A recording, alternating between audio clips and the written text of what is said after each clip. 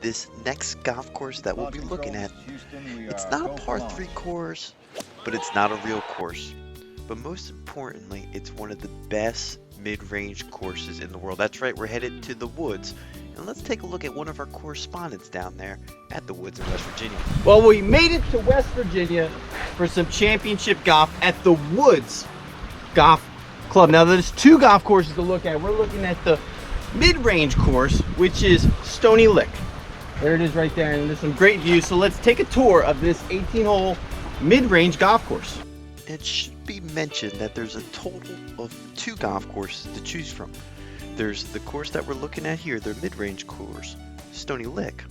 And then also the championship golf course, that's another video for another day, the mountain course. And we took a look at both of them, but most importantly, it was this course here that caught our eye, and we decided to do a dedicated video for it because it's arguably one of the best mid-range courses in the United States. So we walked right in there without a tee time and was able to negotiate playing both courses for one price.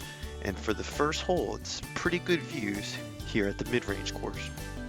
For the most part, the mid-range course is much more scenic than the mountain course. And you can see right off of the bat on the first hole that might be the case. What catches my eyes, there's just no houses on the mid-range course as compared to the mountain course. We're out in West Virginia, there's not many houses to begin with, but over in the mountain course, there's a few houses catching our eye. So we took a look and we decided to go through each one of these holes, and that's what we're going to do. It's a long video, but most importantly, it's a fun video. The first hole's a great one to start off at because it's only about 175 yards from those back tees.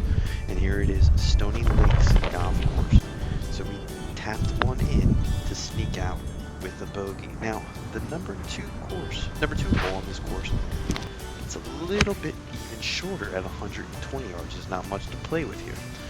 And the course quickly goes into a par 4 at about 281 yards. Now, looking at the scorecard, the course stretches 3,700 yards from those back tees. That's why I would put this more of a par 3 course and arguably the best par 3 course in the United States. Now, there's a total of 4 par 4s on the front 9. Now, out of those 4, the longest one from the back tees is 308, so you can't make the argument that that's a par 3. But if you play the gold tees, it's 225. So there's a big difference there. Now, the hardest hole on this course is that hole that we just mentioned, number 8, that you'll see in just a little bit. But for the most part, this course is in great shape. This golf resort is a place that you probably want to go take a look at. I tell you what, they also have memberships including unlimited green fees, advance 14-day starting tee times, so you get priorities on tee times, 3 swimming pools, tennis courts, racket, ball. It's got all the amenities needed here at the Woods course. Now the back 9 we didn't get as much footage of, but there's a couple holes that stretch over 300 yards, with the longest hole on the course being number 13, a dog leg left. And that is about 330 yards. But for the most part, the course is doesn't even feel like you're near a golf resort. There's not many houses on the course, so you're going to feel like you have the place to yourself. I don't know how busy it gets out here, but we had about 32 degrees, so there wasn't that many people playing golf that day. So we were able to get more footage of us hitting some golf balls than we would have liked. There's a total of 3 tee boxes to choose from. You have the white tees, which is the longest tee, stretching the course at 3,700 yards. You also have the green tees that stretch the course at 3,481 yards. And then you have those white gold tees that stretch the course a little bit over 3,000 at 3,018 yards. Now, all in all, the course is a par 62 with 4 par 4s in the front and a total of 4 on the back. So it definitely would be classified as a mid-range course, but I would put this more as a par 3 course. Some of these holes do get pretty short. The one one starting off is that number 2 is probably the shortest hole, but number 16 is pretty short as well, only 113 yards from those back tees.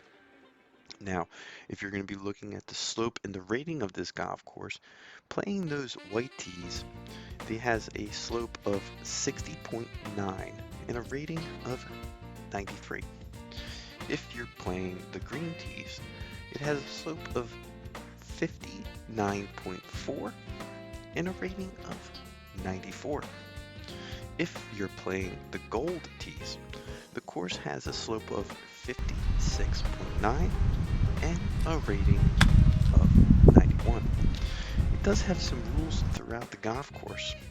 You must obey these rules at all times. Golfers are responsible for any damages throughout the property. Golf carts are supposed to be used at a 90-degree angle, and I would think on some of the par 3s that you would want to stay off them, but it's unclear on some of these holes. The course has water stations on hole 4, 5, 9, and 13. In the event of lightning, seek shelter at these stations or return to the club shop if possible. There's no outside coolers allowed, but most golf courses do say that. Alcohol beverages must be purchased by the beverage cart or the clubhouse grill. Avoid slow play. Be sure to hit and be ready when to hit next. Keep greens quick and quickly. So that's pretty much all in all the rules of the game here at this golf course. But I will say, if you had a chance to get out and play some West Virginia golf, this might be one of the top golf courses you want to play. It's only about a 90-minute ride from from DC, and about a 90-minute ride from Baltimore. So if you're in the DC metro area and you're looking to play some golf, this might be the resort for you. I do recommend playing that Mountain View course if you're an avid golfer, but if you have the chance to play both courses, this one is more scenic by all means. You really are going to feel like you have the course to yourself. And the only thing you might have to worry about is a giant bear that could be out there. But for the most part, you're going to have a good experience. There's a lot of creeks and water that's running through the course. It's located on acres and acres of property. The course is also in fantastic shape, and this is in the wintertime. It has that little charm on some of the holes as you walk up to the tee shot. And it also has a lot of leaves on it that they probably need to do a better job, but for the most part, they're doing the best they can. They're the only person out there today playing golf, and we got out there and we had the course to ourselves, and we hope that you can have that too. But something about this course, gets pretty busy, and even in some of the reviews online, the course can get very busy in the summertime, where rates can get a little bit higher. You'll spend about $35 to play here at this mid-range course. In the wintertime, I suspect it goes up a little bit more in the summer. I don't know if there's a price difference between the Mountain View and this course. There didn't seem to be when we were there in the wintertime. The lady working there, Kathy, was very friendly and inviting. Shout out to Kathy for getting us out there. However, she did recommend this course over the mountain course, which in my opinion was a mistake, because if you're going out and playing some West Virginia golf, I want to play a full course. I don't want to play this mid-range nonsense. But we got a chance to just negotiate and play both courses and get 2 videos out of that, so you can't go wrong. This course has a lot of charm in it, and it's ranked one of the top mid-range courses throughout the United States.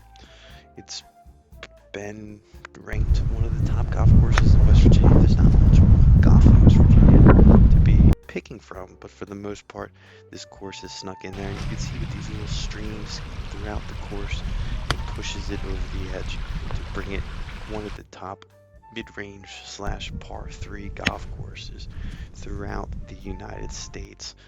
Some houses are located on it. There's no hiding that. Most of the holes are pretty straightforward. There's not too many dog legs. If anything, there's more water and streams to worry about when you do hit your ball. But if you get a chance to come out here, try to bring a few golf balls with you, because you're going to lose some. It's not too forgiving for hitting in the woods there, because you can't. It's very thick, and there's a lot of water throughout it. It's hard to even get to some parts of the woods because the streams cut through it. Well, that's going to do it for this video. Keep a lookout for more videos to come. We're hitting all the mid-range, par 3, all these golf courses in the world. This is World Twilight Golfer, and if you're not watching, at least be playing some golf. That's it. Go, flight. Launch control, this is Houston. We are go for launch.